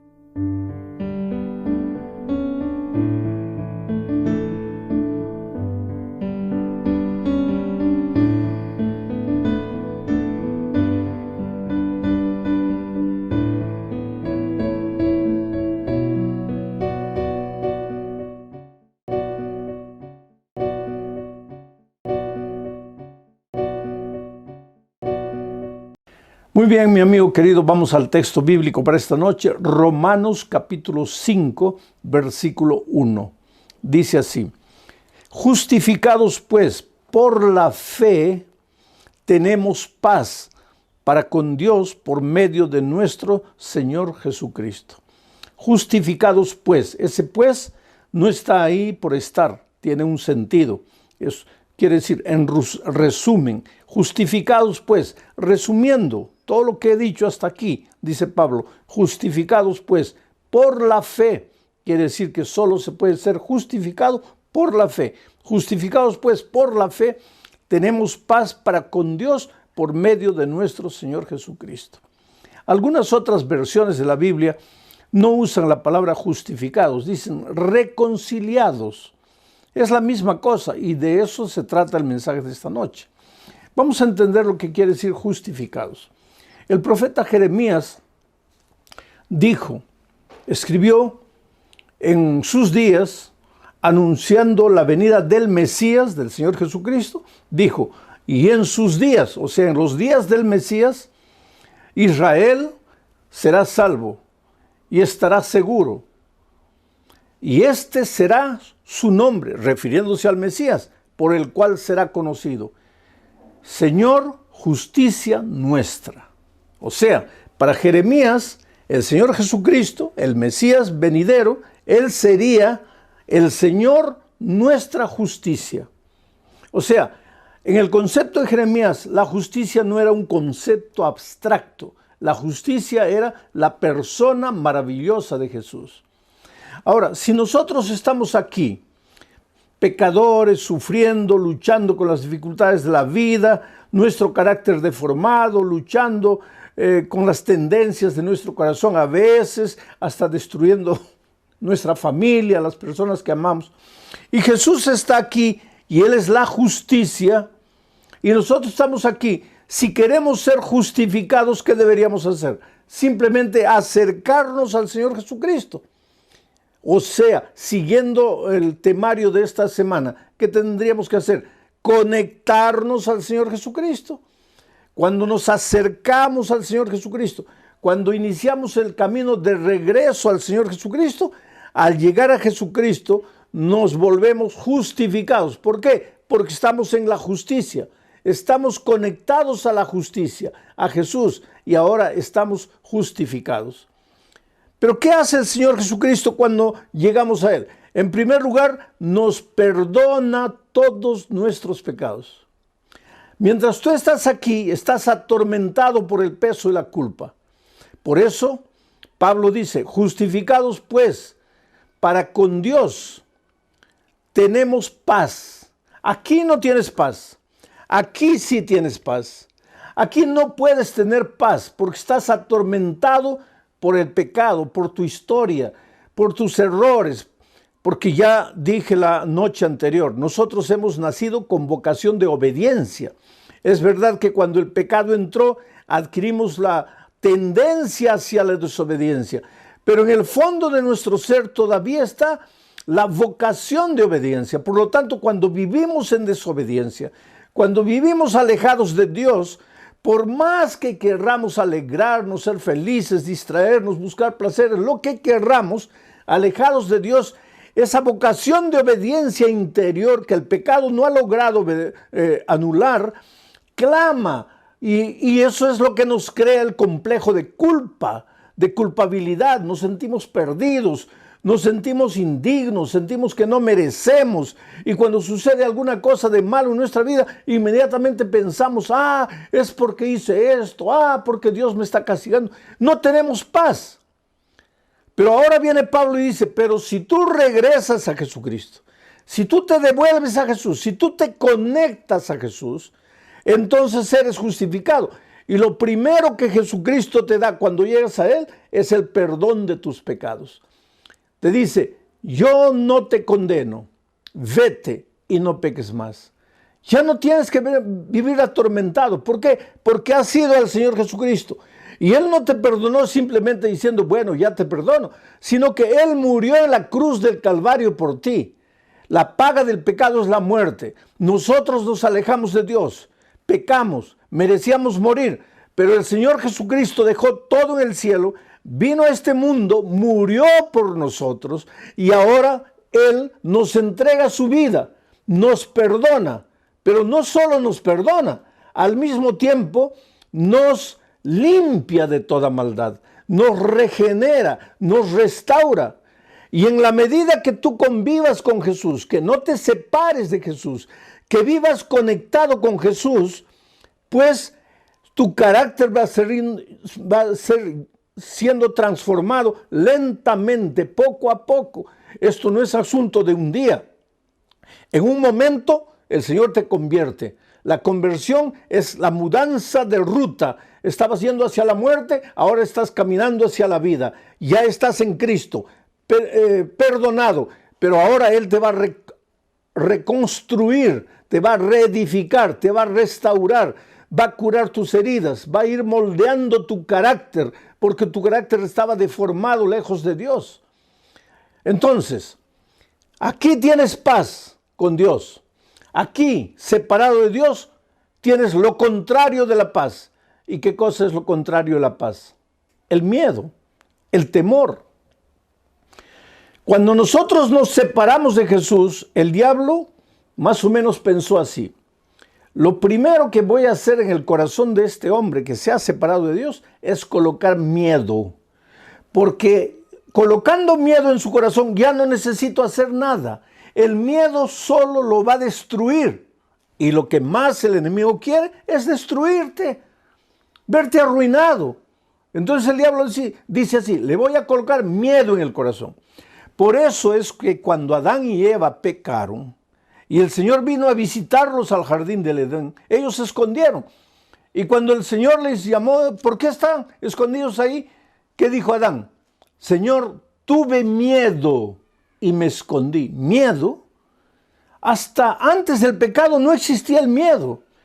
El corazón de Adán y de Eva estaban llenos de paz. ¿Por qué? Porque estaban en Cristo, la fuente de la paz.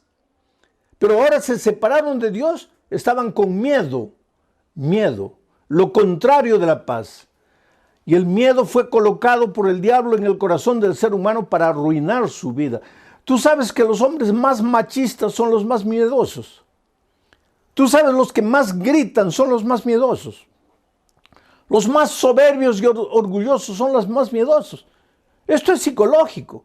Y todo ese grito, esa prepotencia, todo es una manifestación psicológica para esconder sus temores, para esconder sus miedos. Porque el que verdaderamente tiene paz en su corazón no tiene miedo de reconocer que se ha equivocado, no tiene miedo de pedir perdón, no tiene miedo de humillarse cuando hay que humillarse, no tiene miedo de aceptar la opinión de los otros. Pero cuando un hombre es terco, ahí dueño de sus opiniones, no acepta las opiniones de los otros, es porque en el fondo esconde miedo, y la mejor manera de defenderse el miedo es esa aparente prepotencia. Los hombres no pueden ser felices con miedo. El miedo paraliza, el miedo te amputa, el miedo te quita las oportunidades de ser un hombre realizado. Hay mucha gente que no puede realizar sus sueños, sus proyectos, porque está dominada por el miedo. Gente que estudia. Cuando llega el momento del examen y le entregan el examen, el miedo se apodera de su corazón y no se acuerda de nada de lo que estudió. Gente que en la vida cristiana, mucha gente que quiere, no, voy a cumplir, voy a obedecer, voy a guardar, no puedo salirme para aquí ni para allá. Tiene tanto miedo de pecar que acaba pecando. Lo primero que necesitamos en la vida para ser felices, para vivir una vida victoriosa, es la paz en el corazón.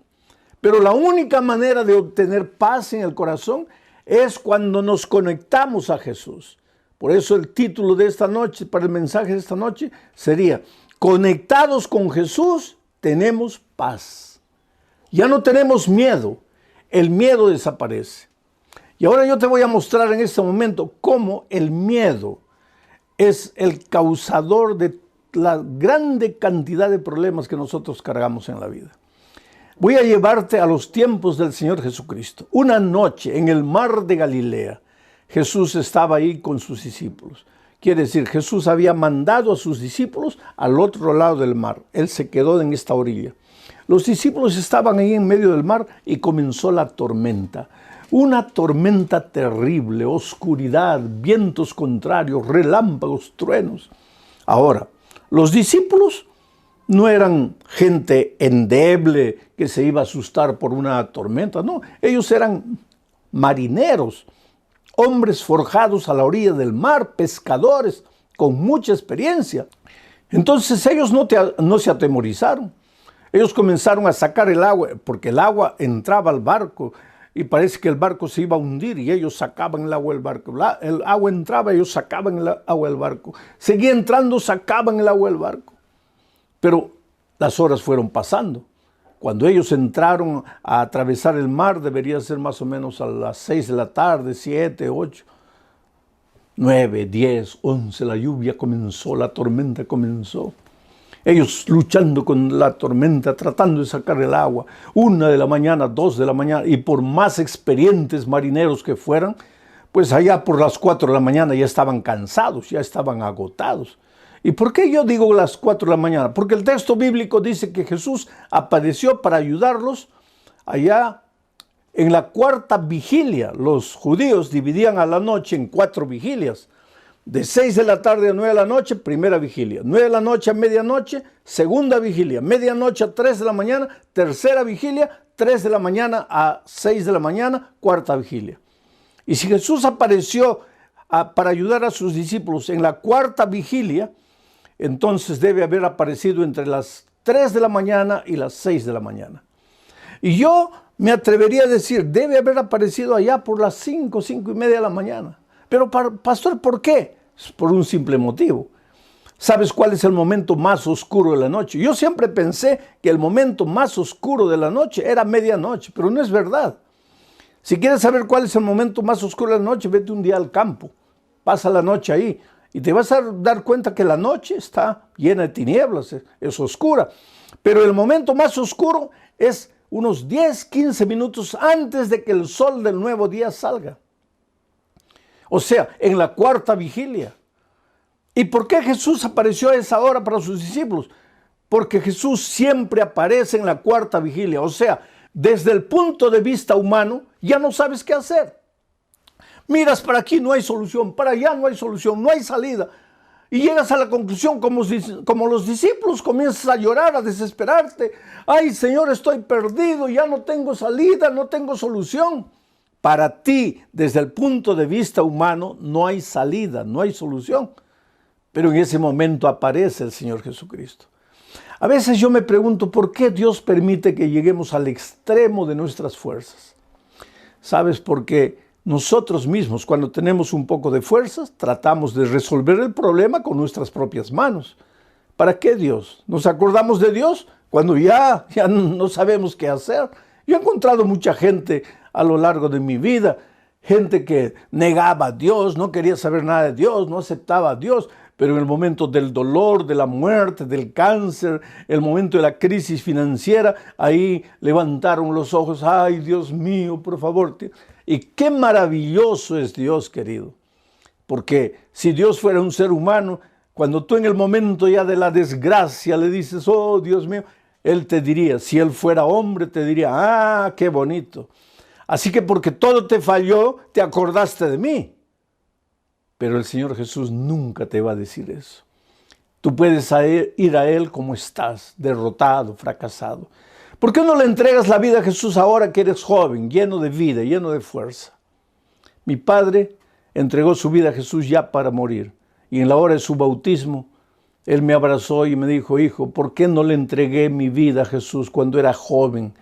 Cuando podía hacer tanta cosa para Él. Y yo le dije, no te preocupes, papá, Dios ya te perdonó. Pero cuando salía del agua y yo lo veía que lo llevaban, me quedé pensando en mi corazón, realmente, papá, tú eras un hombre tan hábil, lleno de tantos dones. ¿Cuántas cosas podrías haber hecho por Dios? Nunca quisiste. ¿Por qué tuviste que esperar hasta este momento? Entonces, si tú eres joven, toma tu decisión.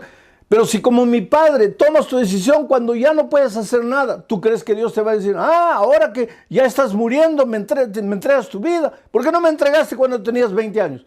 No, Jesús nunca va a hacer eso. Así que si tienes 20 años, entrégale la vida. Si tienes 50 años, entrégale la vida. Y si estás a la orilla de la muerte, entrégale la vida, porque tú eres precioso para Jesús, Él te ama. Y Jesús apareció en la medianoche de la vida, en el momento de más oscuridad de la vida de sus discípulos. Ahora, ¿qué tiene que ver esto con justificados? Pues por la fe tenemos paz. Ahora te voy a explicar. Cuando los discípulos vieron a Jesús, porque Jesús no aparece como tú quieres. A veces nosotros en el momento de la desesperación tenemos una idea, imaginamos, Jesús podría aparecer en forma de un empleo ya que estoy desempleado.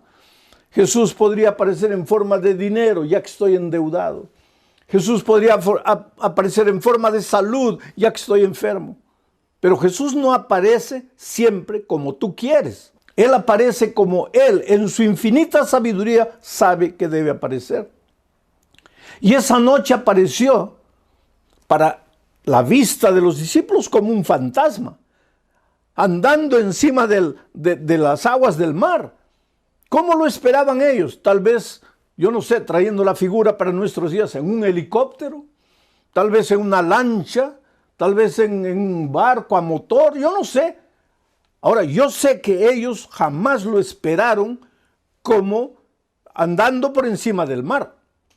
Tanto así que se asustaron y comenzaron a gritar, es un fantasma, es un fantasma. Mira cómo deben haber racionalizado los discípulos. Estaban desesperados, ahogándose el agua, entrando la tormenta ahí. Claman al Señor, oh Señor, ayúdanos, Señor, ¿dónde estás? Y en lugar de aparecer Jesús para ayudarlos, aparece un fantasma. Y ellos se asustan más. Es un fantasma, un fantasma. Entonces viene la palabra del Maestro, que les dice, soy yo, no tengáis miedo. Soy yo, no tengáis miedo. ¿Qué cosa es el miedo? Lo contrario de la paz. ¿Y por qué los discípulos en ese momento estaban con el corazón lleno de miedo? Porque estaban separados de Jesús. Porque Jesús se había quedado al otro lado del lago y ellos estaban en alta mar solos y el miedo se apoderó de su corazón. Y siempre que tú te alejas del Señor Jesucristo, tu corazón se va a llenar de miedo. Pero cuando tú te acerques a Jesucristo, tu corazón se va a llenar de paz. Cuando tú te alejes, se va a llenar de miedo. En ese momento el corazón de ellos estaba lleno de miedo. Ellos tal vez pensarían que su problema era la oscuridad, que su problema era la tempestad, que su problema eran las olas gigantescas, los vientos contrarios, el agua que estaba entrando al barco. Eso es lo que ellos pensaban. Así como tú tal vez en este momento pienses que tu problema es la droga que está destruyendo la vida de tu hijo, o que tu problema es tu esposa cuyo carácter es terrible y está fomentando la división del hogar, o que tu problema es el carácter terrible de tu esposo, que es agresivo, o que tu problema es la falta de empleo, o la crisis financiera, o el COVID, la pandemia, que yo no sé. A veces nosotros confundimos las cosas. ¿Cuál es mi problema? Pero no nos damos cuenta que el verdadero problema está dentro de nuestro corazón. Y Jesús le dijo, soy yo, no tengáis miedo. En otras palabras, cuando Jesús apareció, colocó la mano en el corazón de ellos y arrancó el miedo. Y en lugar, ahora colocó su paz, porque ahora Jesús estaba con ellos. Colocó su paz, porque justificados pues para con Dios, reconciliados con Dios, tenemos paz. Ahora el corazón de ellos ya no tenía miedo, ahora tenía paz. Y cuando el corazón de ellos fue inundado por la paz, mira lo que Pedro hizo. El cobarde Pedro, el miedoso, temeroso Pedro, que un minuto antes estaba, ay, me voy a morir, ay, ¿dónde estará Jesús?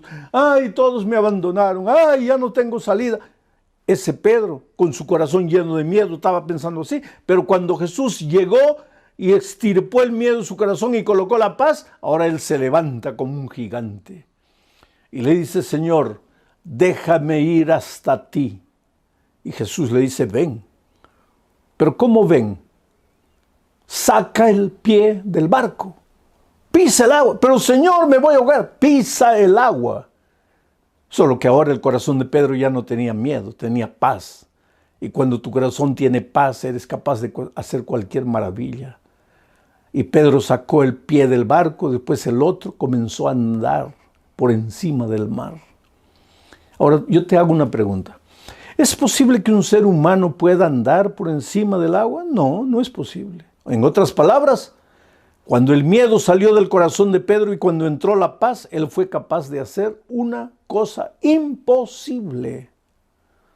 Oh, querido, si tú le entregas a la vida a Jesús, si tú te reconcilias con Jesús, si tú te conectas con Jesús, lo primero que Él va a hacer es sacar el miedo de tu corazón y darte paz. Por eso Pablo dice, reconciliados, justificados pues para con Dios, tenemos paz. Y tú con paz serás capaz de conseguir empleo, de encontrar empleo, cuando no hay empleo para nadie. ¿Acaso Pedro no caminó por el agua cuando nadie puede caminar por el agua? Tú, con paz en tu corazón, serás capaz de ayudar a tu hijo que se está ahogando en las drogas. Serás capaz de reconstruir tu matrimonio que se está haciendo pedazos. Pero tú con paz, ahora tú con miedo en tu corazón, no podrás hacer nada. Pero yo quiero pensar en otro pensamiento, quiero meditar en otro pensamiento del Señor Jesucristo registrado en Juan 14, 27. Jesús dijo, mi paz os dejo, mi paz os doy. Pero después él explica, dice, pero yo no doy mi paz como el mundo la da. No tengáis miedo. Yo no doy mi paz como el mundo la da. ¿Qué quiso decir Jesús aquí? Es que la paz que Él te ofrece no es lo que el mundo conoce por paz. Y ahora te voy a explicar. ¿Qué cosa es paz para los seres humanos? Ausencia de guerra, ausencia de conflicto, ausencia de pelea. Eso es paz. Pero mira, hay una paseata en favor de la paz, en favor del medio ambiente, en favor del que se pare la guerra. Y la gente sale a la paseata con pancartas y gritan. Esa misma gente que proclama paz está quebrando vidrios, está tirando piedras. Pero ¿qué paz quieren? Muchos de esos que están proclamando paz en la calle llegan a la casa y golpean a la esposa, golpean a los hijos. Muchos de esos que proclaman la paz llegan a la casa y no pueden dormir porque no tienen paz en su corazón. A eso es lo que Jesús dice: mi paz os dejo, mi paz os doy, pero yo no te doy mi paz como el mundo te da. Mi paz comienza no con una paseata afuera. Mi paz comienza en tu corazón. Tú comienzas a dormir tranquilo porque no debes nada a nadie. Ya no eres atormentado por tu pecado, estás libre del peso de la culpa. Es verdad que tienes una historia grotesca, una historia negra, una historia de la cual te arrepientes, una historia que no puedes rehacer, ya está hecho. Pero lo que pasó, pasó. Yo estaba hablando un día con un guerrillero que había matado mucha gente y él entregó su vida a Cristo y él llorando decía, pero pastor, ¿ahora qué hago? ¿Qué hago con el recuerdo de la vida pasada que viví? Tanta sangre que derramé, ¿qué hago? Y llorando él me decía, yo no merezco perdón. Yo he hecho mucho mal. Jesús murió por todos, pero por mí no. Yo no merezco perdón. Pero yo te digo esta noche una cosa, querido. Ni tú ni yo merecemos perdón. El perdón no es por merecimiento, es por gracia. Y para que entiendas la palabra gracia, vamos a relacionar con otra palabra de la misma raíz, la palabra gratis. ¿Qué cosa es una cosa gratuita? Una cosa por la que no pagas. Cuando alguien te da un regalo gratuito, no pagas, no haces nada, es tuyo. Ni siquiera lo tienes que recibir, pero lo colocan a tu lado, es tuyo, gratis. La salvación es por gracia. El perdón es por gracia. La paz es un regalo que Dios te da por gracia. No pagas nada, no mereces. Por lo tanto, aunque hayas hecho lo que hayas hecho, aunque hayas vivido como hayas vivido, no estés pensando que porque has hecho mal no mereces, porque realmente no mereces. Pero es que el perdón y la gracia y la paz no son por merecimiento, es porque Dios te ama y te ama como eres. No trates de fingir, no trates de disfrazarte, no trates de buscar una máscara de hombre bueno, de mujer bueno para venir a Jesucristo. Él te ama, Él te acepta como eres. Lo único que tienes que reconocer es, Señor, soy un pecador, yo no puedo remediar mi pasado, yo te necesito, yo vengo a ti para que tú me ayudes. Reconcíliate con Dios, reconéctate con Dios, arrepiéntete, ven al Señor Jesucristo y entonces el primer regalo que Jesús te da es la paz. Y entonces cuando tienes paz en tu corazón no tienes miedo de nada. Que venga lo que venga, que vengan las luchas, dificultades, porque te vas a dar cuenta de una cosa. Cuando decides seguir a Jesús, van a aparecer muchos enemigos tuyos que tú no sabían que eran enemigos. Va a aparecer gente querida que te va a decir cosas terribles, que te va a hacer llorar tal vez por la decisión de seguir a Jesucristo, que te va a decir que eres un tonto, que te estás dejando engañar, que esa cosa de Jesús, que no te ayuda en nada, que no te lleva para ningún lado bueno. pero tú no tengas miedo. ¿Por qué? Porque tu corazón está lleno de paz, porque el primer regalo que Jesucristo te dio fue la paz. Y con paz tú vas a enfrentar las dificultades de la vida. Yo tengo en mis manos la historia de Luciano. Luciano conoció a una chica de la iglesia, se enamoró de ella. Pero mientras se desarrollaba el relacionamiento, él se dio cuenta que él no era el primero en la vida de la esposa, de la novia. Él no era el primero. Todo hombre quiere ser el primero en la vida de la chica con quien se va a casar. Pero él no era el primero, él era el segundo. ¿Quiere decir que ella amaba a otra persona más que a él? Sí, ella amaba a Dios más que a él. Y eso lo dejaba a él con ciúmes, con celos. Porque decía, ¿cómo es? Yo tengo que ser el primero.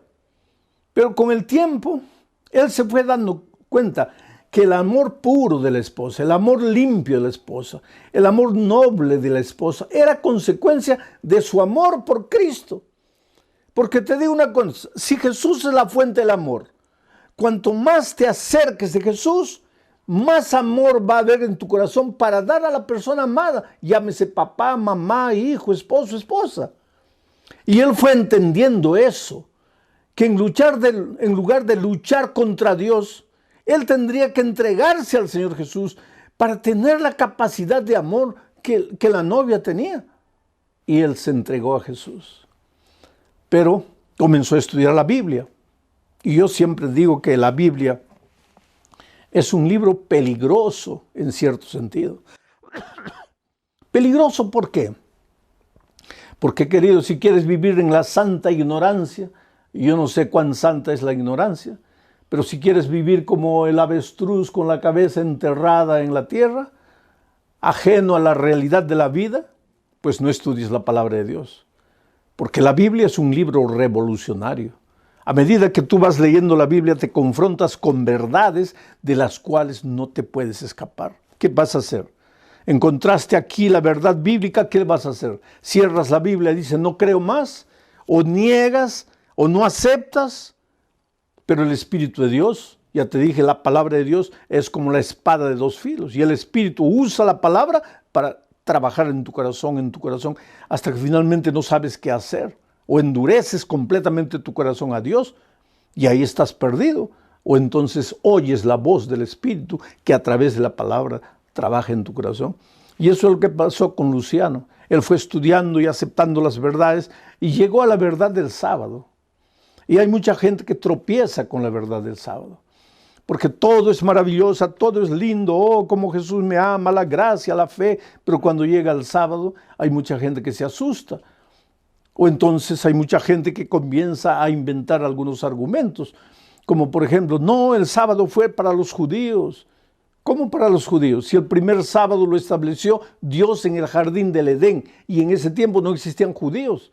Los judíos vinieron a existir muchos años después. No, porque el sábado es de la ley de Dios que ya fue clavada en la cruz. Pero ¿cómo es eso? Si cuando en el jardín del Edén Dios estableció el sábado, no había la ley de los 10 mandamientos de Éxodo 20 que fue entregada en Sinaí. El sábado está ahí en la palabra de Dios. El Señor Jesucristo, Lucas 4:16 dice, cuando en esta tierra Él estaba, se dirigía a la sinagoga los sábados conforme era su costumbre. Él mismo dijo, no he venido para abrogar la ley, he venido para cumplirla. Y Él en cierta ocasión dijo, estoy dándoles ejemplo para que así como yo hago, ustedes también lo hagan. No hay cómo. Y Luciano se confrontó con la verdad del sábado y decidió guardar el sábado. Pero no es fácil guardar el sábado porque muchos patrones no te van a dar el sábado libre. Yo conozco hermanos que tienen tiendas, que tienen así negocios y a veces el sábado es el día de más venta y ellos cierran el sábado porque quieren guardar la orden del Señor. Y sin embargo, a pesar de eso, Dios los bendice, porque Dios nunca deja a un hijo obediente desamparado. Un viernes en la tarde, el patrón reunió a todos los empleados, entre ellos estaba Luciano, y dijo, mañana los quiero a todos ustedes aquí a las 8 de la mañana. Y ese era el primer sábado que Luciano iba a guardar. Y él dio un paso frente y le dijo, patrón, con todo respeto, yo no vendré. Si es que mañana todos tienen que estar y si de eso depende el empleo, yo me demito. Usted puede despedirme porque yo no voy a venir mañana. Entonces el patrón le preguntó, ¿y por qué no vas a venir tú? Y él dijo, porque en la palabra de Dios yo he descubierto que el sábado es el día del Señor y yo mañana iré a la iglesia. ¿Y sabes lo que el patrón le dijo? Pues él estaba preparado ya para ser despedido y toda la gente mirándolo con expectativa, porque él dijo esto delante de los compañeros. El patrón le dijo, Luciano, mañana ve a tu iglesia, pero el lunes vuelve aquí trayendo la bendición de Dios.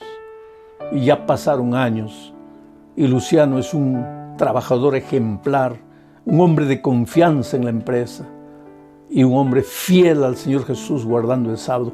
Porque cuando tú te dispones a obedecer al Señor, a seguir al Señor, Él no te abandona, no te deja desamparado. Él cuidará tu familia, te cuidará a ti, realizará tus sueños. David un día dijo, ya he sido joven, ahora estoy viejo, pero nunca a lo largo de mi vida he visto un justo desamparado o sus hijos mendigando pan. Un justo. ¿Y quién es justo? Aquel que es justificado. ¿Y quién es justificado? Aquel que se conecta con Jesús, la fuente de la justicia. Tú eres precioso para Dios. Oh, mi querido amigo, cómo Dios te ama. Entiende, Dios te ama. Dios tiene un propósito maravilloso para tu vida. No importa cómo estés viviendo, ven a Jesús. No importa en qué pecado estás hundido, arrepiéntete en el nombre del Señor Jesucristo y ven a Él. Deja que Él te cure, deja que Él seque tus heridas, deja que Él haga por ti lo que tú no puedes hacer. Hoy es el día de buena nueva. Hoy es el día de salvación. Expresa tu deseo, manifiesta tu deseo, tu decisión de bautizarte este sábado o de empezar a estudiar la Biblia, pero entrégate a Jesús. No postergues más este momento solemne.